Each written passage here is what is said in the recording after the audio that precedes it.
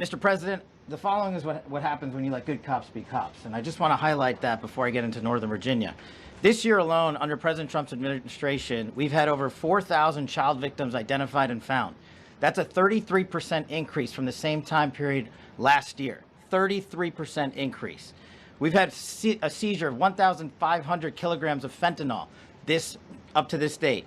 That is a 25% increase since the same time period last year. And just to put it in perspective, 1,500 kilograms of fentanyl is enough to kill 115 million Americans. 115 million Americans. Cops are getting after it. The FBI has arrested 19,000 people this year alone. Thanks to President Trump's administrations, that's double than where we were this time last year. And we have also arrested 1,600 people who have committed violent acts against children. 270 of them are human traffickers of children. Mr. President, this is what happens when you have great leadership at the Attorney General with Pam Bondi, your administration's priority of protecting the homeland and protecting American citizens and protecting our children, and the murder rates are plummeting. We are now able to report that the murder rate is on track to be the lowest in U.S. history, in modern recorded U.S. history, thanks to this team behind me and President Trump's priorities.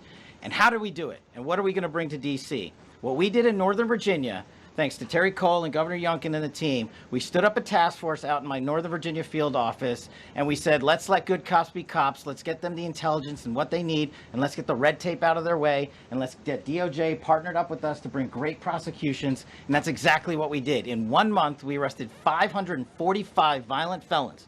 545 in the state of Virginia, thanks to Governor Youngkin's partnership. And that simplicity in law enforcement is what's coming to Washington, D.C. When you let good cops be cops, when you give them the intel they need, when you work with our Homeland Security Task Force, when you work with Terry and Gaddy and I go way back to Miami. These guys are great leaders of the respective departments and law enforcement capacities. And when you have the DOJ and President Trump driving behind this mission, we are going to clean up Washington, D.C., and we're going to do it the right way, the lawful way, and we're going to make sure Washington, D.C. is safe again. Thank you, Mr. President. Thank you, Attorney General. Thank you very much.